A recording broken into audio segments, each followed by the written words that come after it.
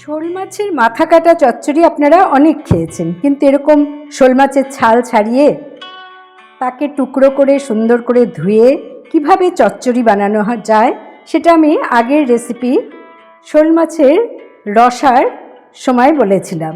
তা দেখুন, গরম ভাতের সাথে এই কাটা চচ্চড়ি খেতে কতটা সুস্বাদু, এবং যদি কারোর পাতে পড়ে এই চচ্চড়ি তাহলে এক থালা ভাত কোথা দিয়ে উধাও হয়ে যাবে সে আপনারা নিজেরাও টের পাবেন না।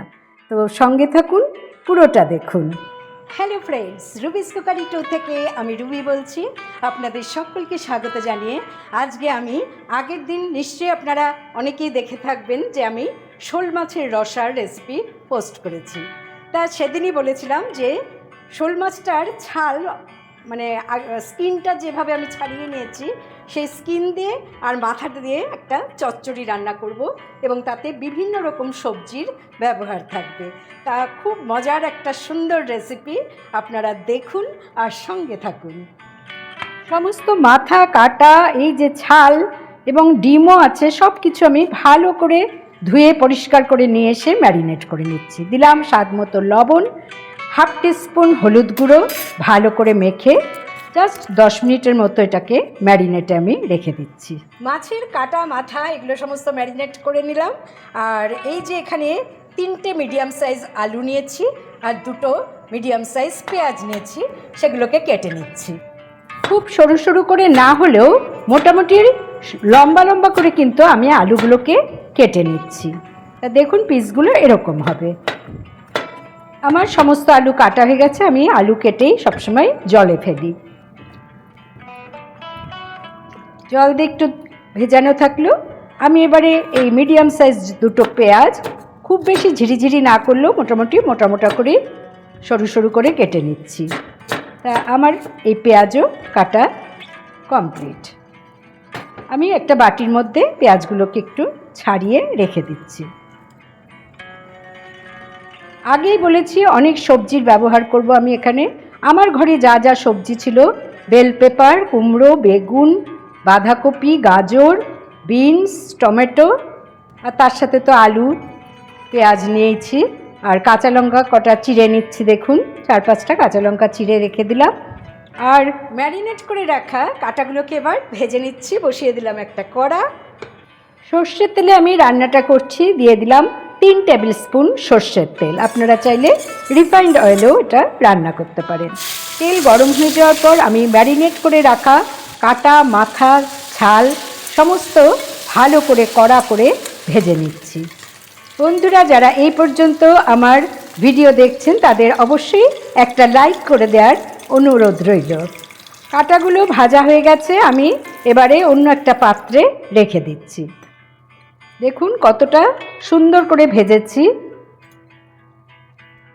আর সব সময় আপনারা এই কাটাটা ধোয়ার সময় একটু ঈষদুষ্ণ জলে ধুয়ে নেবেন।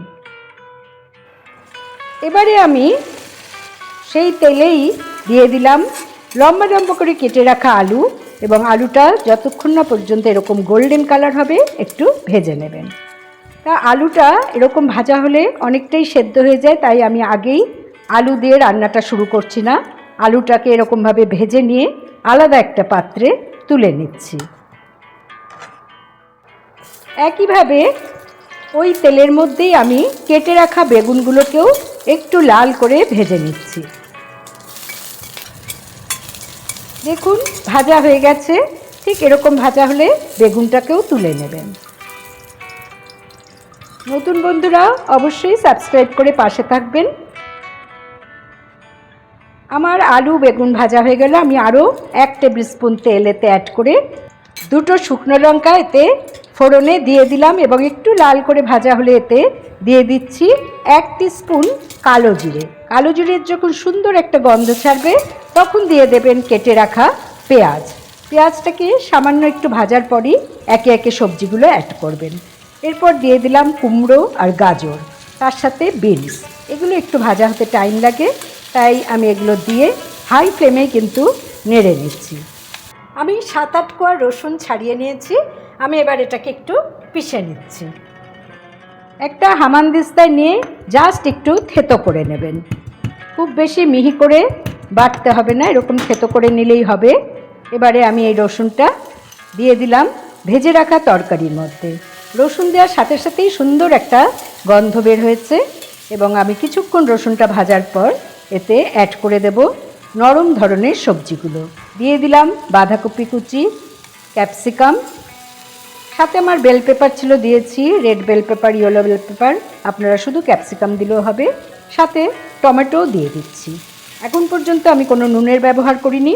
এবারে আমি দিয়ে দিচ্ছি স্বাদ মতো লবণ এবং ভালো করে সব কিছু একবার নেড়ে নিলাম। মিডিয়াম ফ্লেমে 2 মিনিটের জন্য আমি এটাকে ঢাকা দিয়ে রাখছি। আমি এবারে তরকারিটা সেদ্ধ হতে হতে একটা মশলার পেস্ট বানিয়ে নিচ্ছি। 1/2 টিস্পুন রাঁধুনি জলে ভিজিয়ে রেখেছিলাম প্রায় 15 থেকে 20 মিনিট। কালো সর্ষের দানা এটাও 1 টিস্পুন দিয়ে দিলাম, এটাও ভেজানো ছিল। আর সাদা সর্ষে এটাও ভিজিয়ে রেখেছিলাম, এটা 1 টেবিল স্পুন। সাথে 2টো কাঁচা লঙ্কা আমি অ্যাড করে দিচ্ছি, এটা একটু ঝাল ঝাল হলেই ভালো লাগবে। সামান্য জল আর সামান্য একটু লবণ আমি এতে অ্যাড করে বেটে আনছি। আমার পেস্ট রেডি। আপনারা চাইলে এটা শিলপাটায়ও বেটে নিতে পারেন।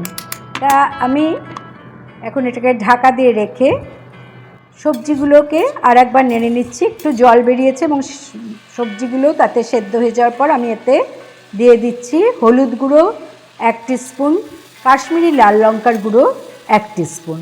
আর কোনো গুঁড়ো মশলা আমি এতে ব্যবহার করব না। দেখুন গাজর কুমড়ো সবই সেদ্ধ হয়ে গেছে, সুতরাং আর বেশি নাড়ার প্রয়োজন নেই। আমি এবারে আলু আর বেগুন যেটা ভেজে রেখেছিলাম সেটা এখানে অ্যাড করে ভালো করে আবারও সব কিছু মিশিয়ে নিচ্ছি।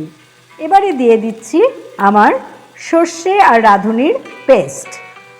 একটু জল এই মিক্সিং জার ধুয়ে দিয়ে দিলাম। এর যে কি অসাধারণ একটা গন্ধ বের হয় সেটা আপনারা এভাবে না রান্না করলে বুঝতে পারবেন না। আমি কিছু ধনেপাতা নিয়ে নিয়েছি গার্নিশিং করব বলে, তা একটু কুচিয়ে নিচ্ছি। আপনাদের সুন্দর সুন্দর কমেন্ট সত্যি পড়ার পর আমার জন্য রান্নার আগ্রহ আরও বেড়ে যায় এবং সবসময় ভাবি আরও কত নতুন ধরনের রান্না আপনাদের সামনে আমি তুলে ধরতে পারি। তা ঢাকা খুলে আমি দেখলাম তরকারিগুলো ভালোভাবে মশলার সাথে মিশে গেছে। এবারে ভেজে রাখা মাথা কাটা ছাল সব দিয়ে আমি চিড়ে রাখা কাঁচা লঙ্কাগুলো দিয়ে দিলাম। আর এখানে দিয়ে দিলাম 1 টেবিল স্পুন কাঁচা সর্ষের তেল। সর্ষে যেহেতু আছে এর সাথে একটু কাঁচা সর্ষের তেল দিলে এর গন্ধটা আরও ভালো হবে। তৈরি হয়ে গেল আমার কাটা চচ্চড়ি। আমি ধনেপাতা কুচি দিয়ে গার্নিশিং করে 1 মিনিট ঢাকা দিয়ে রান্না করে নিলাম। 1 মিনিট পর আমি ঢাকাটা খুলে নিলাম।